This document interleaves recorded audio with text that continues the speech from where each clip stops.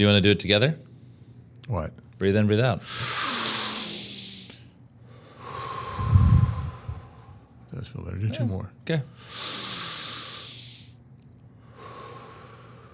1 more. We should probably do that every time. Yeah, it's not bad. I feel better. Okay. Maybe that's our gift today. Namaste. Namaste. All right, let's do it. Welcome to Little Talks, your weekly dose of marketing news, trends, and insights from Littlefield Agency. Grab your coffee, turn up the volume, and let's get into it.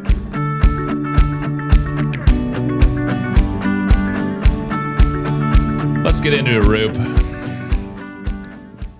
Longer music today. Yeah, it's nice. Felt It's like good. it. Yeah, Maybe it wasn't. We need a little peace. Just it's nice. We actually took some. We've never done this before in our 4 years of doing this. We took some deep breaths beforehand. Claude, we rolling? We're good. Yeah, we're rolling. All right, sweet. Get to that in a little bit. Welcome back. We don't get to it. Welcome back to another edition of Little Talks with Littlefield Agency. I'm Sam Littlefield. With me is my calm, cool, collected Roop. Last week was suave, handsome, and sexy. You're the jack of all trades, just have baby. like a generator for these compliment generators? Hey, compliment generator. Speaking of generators, well, we'll go right into it here. We have big news. We're going to ring the bell this week, which is always an exciting time for those listening that don't know what the bell ringing means. It signifies we have landed a new piece of business. Generac has officially signed with Littlefield Agency. Oh, multiple sound effects. Yes. It was incredibly loud in my ears as I heard that. Dave and Luke, super excited. What an awesome brand to have in our portfolio. So, Yes. Roop, I don't even know, was that even intentional with the generator? No. Oh, I just went right for it. Okay, hey, I love it. in the vibe. Speaking of new business, today we have, well, actually, one flew in yesterday. Maria, who should have texted or called me, I would have come and picked you up. Shout out to Maria, by the way, who flew in because the northeastern snowstorm that basically canceled all flights today. Yeah. She flew into Tulsa yesterday. Just found that out this morning. She might be here for a while. But no, I think she'll be able to go back tomorrow night. But Maria and Heather from Eisner Amper flying in will be here later this evening, kicking off with dinner.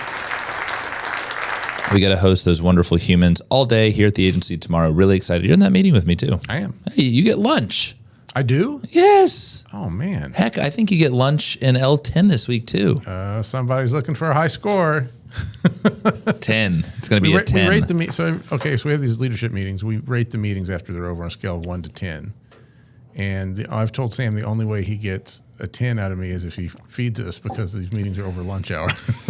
So by the way, so worst case scenario, you want to, like, if you have below a 7, it's a bad meeting. Bad meeting, yeah. In my eyes, if you have a below a 9, it's a bad meeting.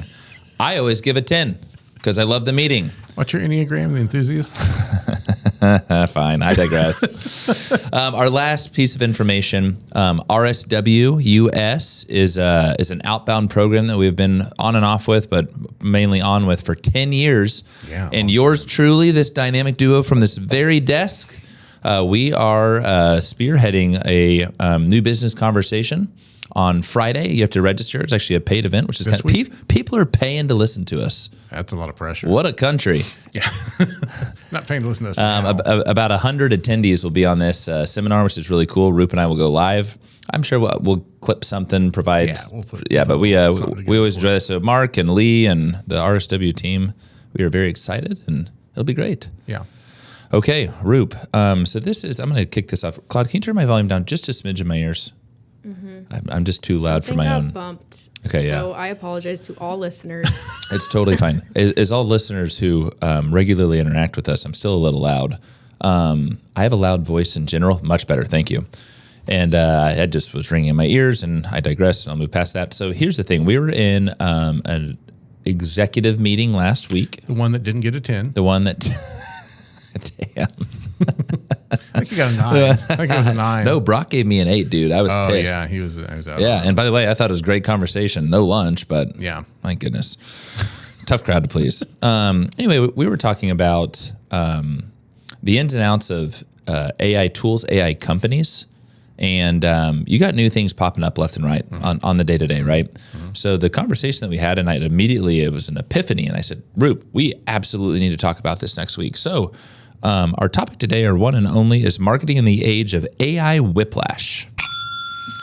And what we mean by whiplash is, and by the way, I don't want to say guilty. That's not the right word.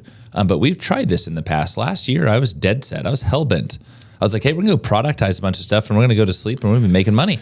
Yeah. And then you started to build some really cool things. He'd be like 99% there. Boom. One of the big guys or gals would come up with something as good. Yeah, or better. And, probably better. Focused in. Focused in.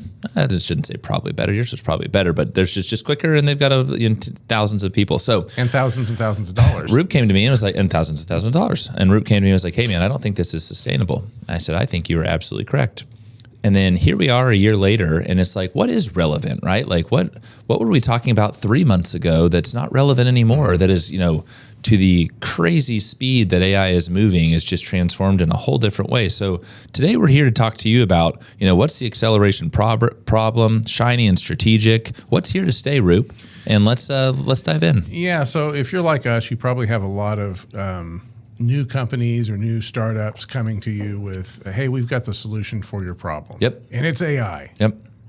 I mean, a lot. And that's not just counting the And by the way, not just you guys, us too. Us. I get bombarded. Every day there's 9 million new ones. So one of the problems with AI, we're going to talk about problems with AI and then kind of like the solution or the way to kind of get around this. Take it away, brother. One of the problems with AI right now is the acceleration problem. It's the good and the bad about AI. And Chris Kaiser and I were talking about this morning. The good of AI is how fast you can do things now. Yeah. Like we use it, to quickly get through lines and lines and lines of data, or make massive updates to databases or whatever. Like that's good. Yeah. The bad of it, though, is because things can be done so fast, sometimes just because you can do something doesn't mean you should. Yep. And if you can do it fast and easy, there's a million other people that can do it fast and easy too. So it's tough to differentiate your little app or tool or service. Yep. And if you're old like me, and I know this doesn't seem like it, you really think You're not old. I'm an early adopter of everything. There right? we go. Yeah. But in these cases, it's probably going to pay off to wait. Let it fizzle out. Will it be here in 3 months? Is it something that Google or OpenAI is just going to pull in as a resource or a tool set within their own platform and making that business obsolete? And what's your and Chris Kaiser's, like, I know you don't do it every Friday, but you have time set. We did. We haven't done that in a few months. Now we just do it all during the day. We would have AI meetings to kind of go over, this seems weird now, a year ago, to just kind of talk about things that were new, things that were coming up, uses that we had. Things we were building. Things we want to build. I have a massive spreadsheet of all these things we've built and they're yet to build. But like you'd said, we would come get together in a meeting, we'd have an idea, and we'd start getting to working on it, and within a week or two, there'd be 500 of them on the internet. Totally. So you're just kind of raging against the machine. I think there are definitely products and services and AI tools that are useful to add on or that you will find a benefit to. 100%. But I also think we're about to enter a phase where those kinds of SaaS services are going to be in some real trouble when people have the tools and the power through vibe coding and things like this to build them themselves. And we've had a lot of conversations. We won't divulge, but we've done a little bit ourselves. We have done. We're starting to do things ourselves, and you bring up a great point here. Marketers are feeling, and I quote, AI fatigue. And by the way, we as marketers in the agency life, absolutely.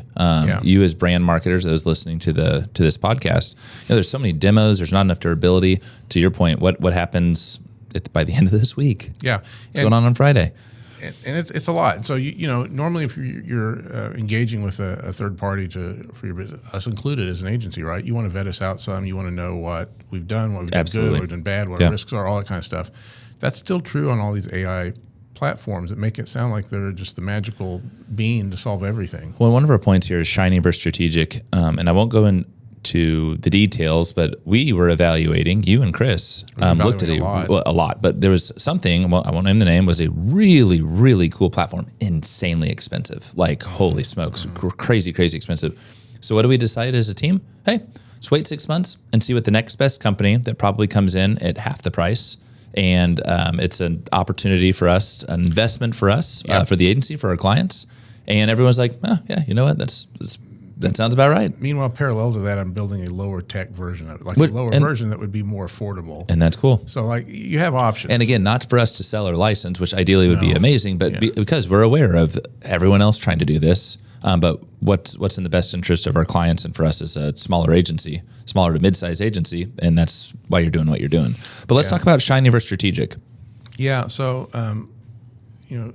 everything that comes out is right now going to feel shiny. Yeah. Like it just is, because everything feels new.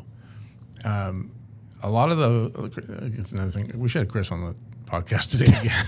Another thing we were talking about though is like this concept that when you kind of scrape past the surface of the shiny, you start to realize how things are actually built or what they actually do, and if it's really that different. There was something I saw a commercial for the other day that was like, I remember it was HVAC services, now AI enabled. And I thought, what? So you mean you somehow are doing a better job of managing my thermostat than you've already been doing the last 30 years or whatever? What's AI adding to this? And so sometimes I feel like we've entered a new phase, or we're in a phase similar to the I phenomenon. When iPhone came out, everything was named I something. Yep, totally. Little I went in front of everything. No one knew what it meant. That went on for years and years and years. People burned out on it, and it started to lose its kind of power. Right now, AI is kind of like that. They added one more letter, right? So it went from I to AI. And they can slap it on literally anything. No one knows what it means. If you're the common man, you're like, I guess that's good because it's AI, and on you go. There's a lot of those. Yeah. They're not all that way. There are good ones. There are good applications of AI and good tool sets out there. But everything feels shiny and new right now, and you've really got to kind of pick through it. Yeah, and as we think through this, and the conversations that we're having every day, what is here to stay? And to your point, what's not here in 3 months? And Roop, let's put on our customer cap here and think about, I'm the marketing director at a great manufacturing company, a great B2B service company, and I'm already busy, man. I've got a lot going on in my day. I'm trying to keep with my team. I'm trying to impress my boss. Yeah.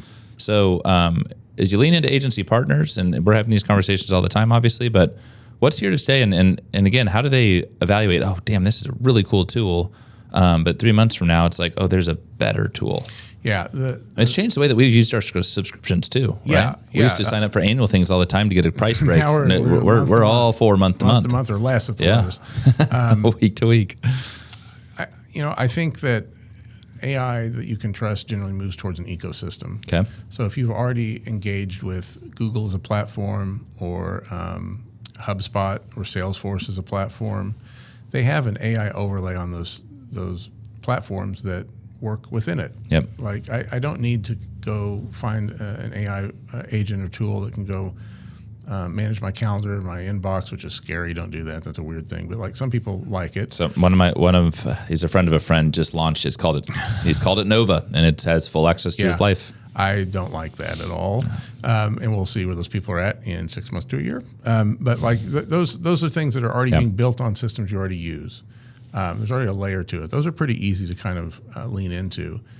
It's those standalone one-off things that are more problematic. At some point, they're going to get swallowed up into the bigger ecosystem. And so I like AI embedded into core platforms, you said, is here to stay. And I totally agree, right? And I don't know, there's like a trust factor for me. So when I use something like the AI companion within Zoom, if I use it within HubSpot, right, to better enrich contact records, there's a trust factor given that it's an established brand instead of just some one-off. Yeah, and in those ecosystems, you're usually dealing with some first-party data as well, right? Yep. Stuff you've collected, stuff you know about yourself. That's stuff that you can sense when it's off or wrong because you're more familiar with it. Yep. And then what's not here in 3 months? Is it? And again, right? Like I'm all for small business owners. I want people to excel. I want them to have that next $1 billion idea. Yeah. But there's so many. I just get bombarded. And I look back.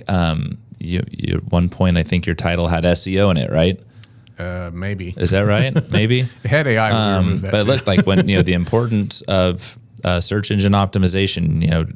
Well over a decade ago, maybe 15 years ago. I'm not sure. I'm losing track of time. Yeah. But like I look at it, it's just like, hey, you're not ranking now. And we're having these conversations with our clients. How are you ranking with LLMs? Back in November when we were presenting up in Pennsylvania, 6% of brands are taking advantage of how to better rank in LLMs. I don't know what that stat is now, but we're having those conversations. But there are companies that are popping up saying, hey, we can get you there. We can move forward. But again, Roop, I look down a year from today. Yeah. What does it look like? I think brands are more captivated by it, but from a company standpoint, it's going to be interesting. Yeah, I think I think 3 months from now, 6 months from now, who knows? They keep saying there's going to be an AI bubble, and they talk about it in terms of, I think, aren't we in it? Stock market, like it popping. Oh, well, I hope not. But it would make some sense if you have a bunch of these startups that are like promising stuff and trying to get capital behind them to grow. That's the thing we kind of lack. So we aren't growing those tools. Yeah. But there's a billion of them. They're all basically the same. Something has to give. Yeah. So I think at some point there has to be a shrinkage back, and that has to pull back. It'd be similar to the .com boom in the early 2000s. So I was a kid at that point, but I've heard stories, man. Yeah. Wild. So kind of two closing thoughts here, right? As we think about the smart marketing posture moving forward, what's in the best interest of your brand for the agencies that you're working with? I really like this, Rube. Do not chase tools. Build that AI literacy. Yeah. Oh, yep. So if you understand what AI is and is not, you're going to be better equipped to evaluate the things that come across your desk. Yes. No, it's so true. Yeah. So like if you understand it, and it seems too good to be true because from your own understanding, then it probably is. You can follow your gut on that, right? Yep. So don't chase tools. AI literacy, not just for you, but your teams, I think is important. Yeah. Everyone should kind of understand this stuff now. And if your team's too busy, talk to your agency. Talk to us. Seriously, shoot us a note, email, DM, carrier pigeon, whatever it is. There's a lot of kind of like 101 classes and things you can take. There's tons of YouTube explainer videos. The information's out there. Just ask your favorite LLM. It's always a good gut check. And the last thing is, right, and always remember, it's always good to remember in the sense of shiny versus stability is strategy is going to outlast software. Yeah, and that strategy... It's going to be a revolving door of software. We get it. We've lived that for a long time now. I think also the concept on strategy is in some circles that AI can overtake that. I think AI can help with it, but you always want that human in the loop to have that kind of gut check and that, just gatekeeping on it to make sure that it's not going nuts and just doing crazy stuff, which it still does. It's getting better, but you always need a human in there. So strategy does outlast software. Yeah, and if you're evaluating a software right now, if you've got 10 different pieces, which by the way, we have a protocol here at the agency because there's now so many different software licenses. We're evaluating that every month. Hey, are we actually using this? Are we not using this? Has this been used? So again, go into that month-to-month billing. But if you have questions, talk to us. If you're interested in some of the tools that we have, we've got access to tons of them. Your AI budget has gone up this year. You're loving that. It did? What's it at now? Oh, shoot. Did I not tell you that? But we're always open to these conversations. Love to hear directly from you, Mr. and Mrs. Marketer. But just a good reminder because this is just moving so quickly. Yeah, really, really, really fast. Yeah. So, Roop, thank you. You're stuck with me. Get lunch. Hey, lunch the next 2 days is a great day. What a good time to be alive. Are you in better spirits now? A little bit. Okay, good. Yeah, and there's another deep breath. Yeah. Again, take a deep breath today. It's Monday. It's the last full week of February. That month flew. Yeah, it's a short month. So we'll see you in March. Thank you as always for listening, Claudia. Thank you for all of your help, and we'll talk to you guys soon. Adios. Bye-bye. And that's a wrap. We hope you found a spark of inspiration for your marketing strategy. Don't forget to subscribe and follow us at Littlefield Agency to keep the conversation going. Catch you next time.